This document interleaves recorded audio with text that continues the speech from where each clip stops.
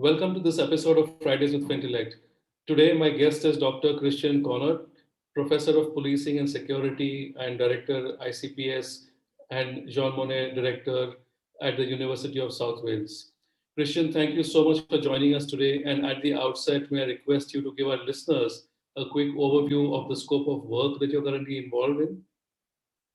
Right. Well, thank you very much. Thank you very much for having me. It's a great pleasure to be here with you today, and also to be there for your listeners. That I'm very excited that they will get a little flavor of the kind of work that I'm doing.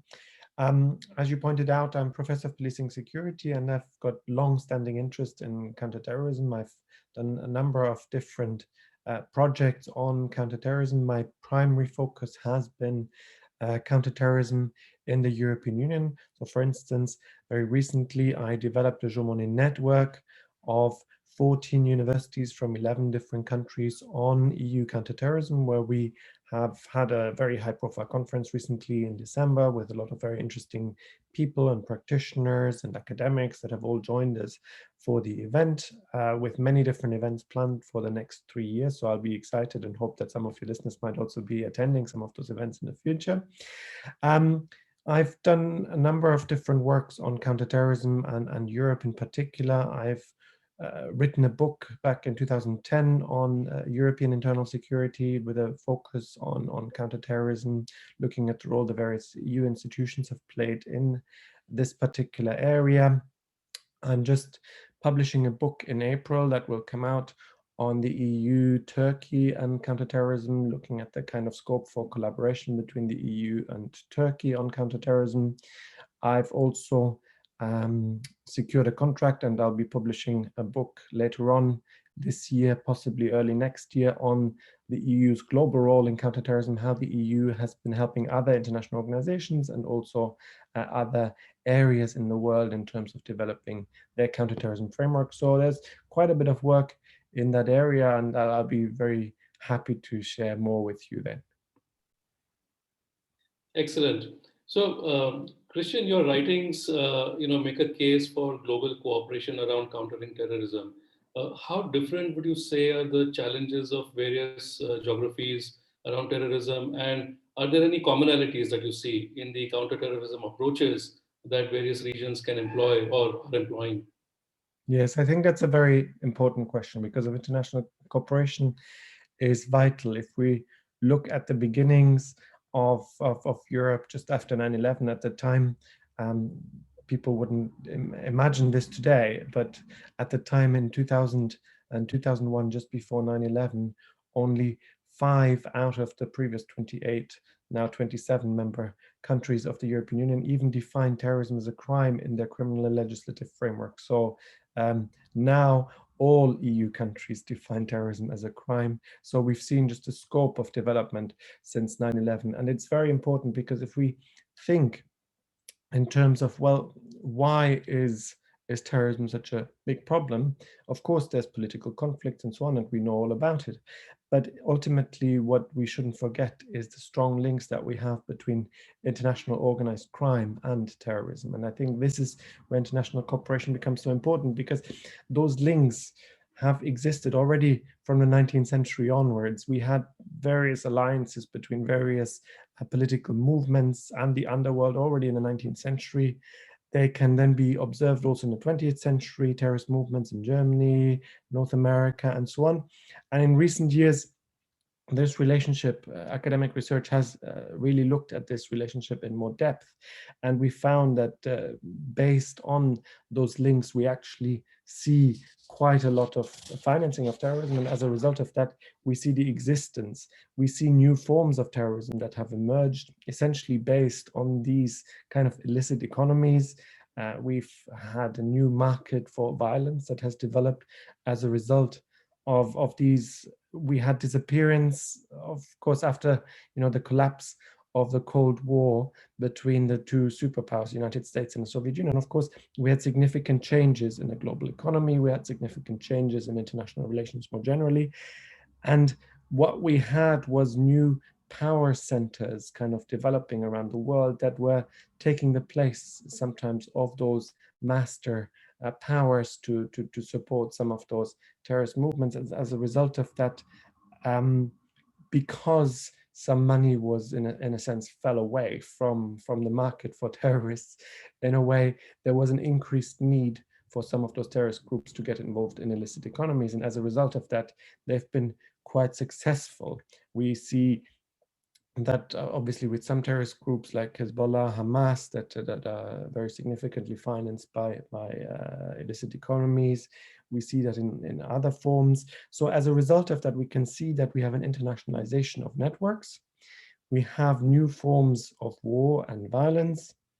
We have a new asymmetric nature of wars, privatization of wars, new private actors. We have increasingly failed and weak states. And there's abundance of resources around in terms of recruitment. So because we have this development of transnational organized crime, in a sense, states that want to fight these kind of networks, they need to cooperate because, as you imagine, national criminal legislation ends at the border of the jurisdiction of that particular state. So if the terrorists operate across borders, then states have to operate across borders too, because otherwise they can't follow the perpetrators of those crimes. And in the end, they're vulnerable to those attacks. So as a result of that, international cooperation is vital. Without it, in a sense, the states are left vulnerable to those type of attacks. And I think that's why it's so important that we really push forward on that front. Right. So, Christian, coming to the economic sanctions side, how successful do you think economic sanctions have been in combating terrorism and, let's say, cutting off the financing used for terrorism? Yes, I think in general, a lot of people have been writing about how international sanctions are sometimes not so successful in terms of changing the behavior of states. But of course, what is important here is where do this instrument of international sanctions comes from? I mean, if we go back to, let's say, for instance, how the UN and the European Union developed some of those international sanctions in the fight against terrorism, we see that a lot of it was, in a sense, a path dependency from previous sanctions that were mainly with the objective of getting states to change their behavior. For instance, apartheid South Africa and a number of states in that sense. And in that particular cause, economic sanctions haven't proven so effective. However, and that's where the big however comes, when it comes to terrorist groups, the type of sanctions that were then imposed, we see in particular after 9/11, we had significant development in terms of economic sanctions. The UN Security Council adopted a number of sanctions on terrorist groups, initially, of course, Al-Qaeda and Osama bin Laden, and later the Taliban and so on. And subsequently, as the terrorist fight went on also against ISIS, Daesh, and new kind of actors on the scene. And as a result of that, it helped significantly to drive down at least the possibility of financing. It's not possible to eradicate the sources of financing because, as we know, terrorist networks are not only financed through the traditional means in terms of the traditional economy, banking, and investments, and so on, but also, and I think that's something that is very, very important to point out, that when we have those illicit economies, very often the money is then laundered and brought into the normal economy, is being invested in banks, it's being invested in companies and so on. And without sanctioning those, you basically give away a lot of potential for financing some of those illicit economies. And that's, I think that's where it's really important to drive these activities. You may not be able to change the behavior of states, especially not important ones like Russia, but you may be able to change the behavior of individual terrorist groups. And I think that's where the sanctions have been successful. It doesn't mean that financing ends, because of course there will still be illicit economies, there will still be ways of, in a sense, circumventing some of those rules, but it will be so much harder, which means the scope of the finance that is available is much, much more limited. And I think that's what we are trying to achieve, to decrease those vulnerabilities and to make it much, much harder to finance those activities. And that's where they've been successful, I think. Right. Interesting. Um, Christian, coming to the international standards, so organizations like the FATF, do you think they can do more in terms of influencing policies or setting standards? We also know that standards exist, but sometimes implementation is a problem. So, Yeah. what are your views on this?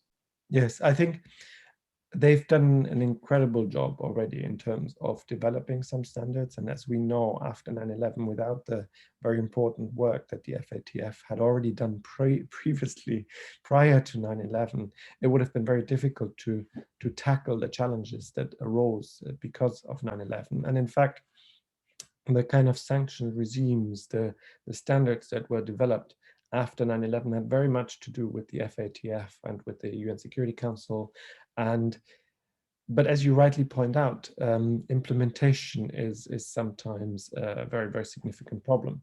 Now, those legal standards derive an international legal obligation through the United Nations Security Council and so on, which is then, in a way, mandatory for all UN member states. But as you also know, UN is not necessarily the easiest platform to really implement some of those sanctions, because of course those obligations arise as a matter of international law, but some states they are happy to disregard some of those obligations as a matter of international law, and as a result of that, it becomes a lot harder to be enforced. Now, the European Union, for instance, has in its foreign policy agenda, it has pushed a number of states, whether that is in North Africa, in the Middle East, in Asia, and a number of countries, to really make sure that those standards are adopted.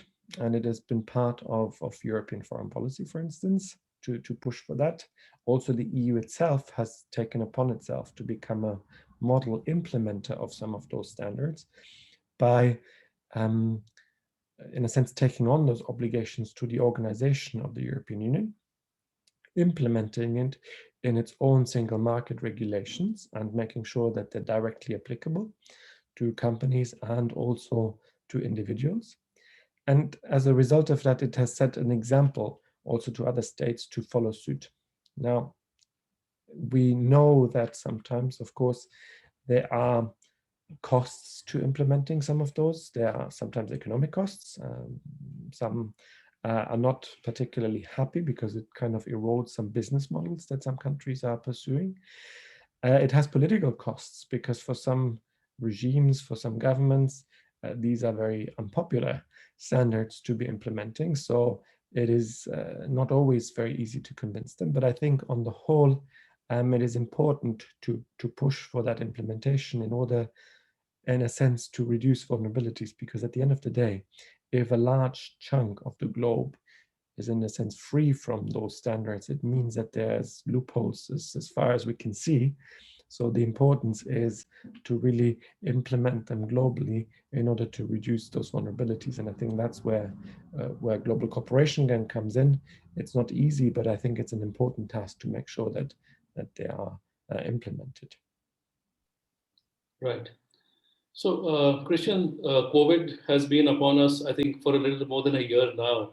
And during this time, we saw on the money laundering and terror financing side many new typologies emerging. What, according to you, are some of the new areas of threat in terror financing that have emerged as a result of the pandemic? Yes, I think the importance here is if we go back to what I said at the beginning in terms of the links to the illicit economy, that of course terrorist financing is directly linked to various illicit economies. And what we have in the post-COVID-19 world is the emergence of new illicit economies. So you can have a number of different illicit economies that have now emerged as a result of, in a sense, the restrictions that are down to the pandemic. We see that from small things like the faking of vaccine certificates to illicit economies in terms of medical supply. We see illicit economies in terms of irregular migration and those kind of things that have also occurred. So we see a whole range of different illicit economies that are directly linked to those restrictions and whether those restrictions are implemented. If we go back to the 1920s, right, when prohibition of alcohol was brought in the United States, of course, that created illicit economies, and that also provided opportunities for terrorist groups to get involved in those kind of illicit economies. And in the same way, those restrictions that are linked to the pandemic also create illicit economies around the kind of areas, from restrictions to freedom of movement, from restrictions in terms of what people are allowed to do, whom they're allowed to see, what they can buy, what they can't buy, and so on. And around these, there's an emergence of those illicit economies that are then perhaps and potentially linked to terrorist financing, because of course this is still an emerging area, so we will need to see how much evidence there is around that. But we can, just from our knowledge of terrorist financing already, we can tell that those illicit economies will likely then also be used in that kind of endeavor. Right. So if I may, Christian, one last question for you. Since many of our, or I would say most of our community members at Fintelekt are from the banking and financial sector, what would you say are some of the things that you feel they should be doing better, to help in the fight against terrorism? Yes, I think in terms of the banking economy, it's very, very important that people are, maybe not overly suspicious, but certainly they need to be aware of financial flows. They need to be very thorough and tough when it comes to identities. They need to be very tough in terms of money streams. Where does the money come from? Providing evidence that this money is legitimate, because as you know, money can be washed relatively simply by investing in legitimate businesses and then taking it out of legitimate business, and it makes it seem like it is legitimate money. So I think it's really to dig deeper into the evidence and not be satisfied with just a little bit of evidence, but to really provide a chain of evidence that money is legitimate and is fine. I think that is, and of course, in terms of identity, that is also very important. Right. Christian, thank you so much for joining us today. It was indeed a pleasure having you here with us today. Thank you. Thanks for having me.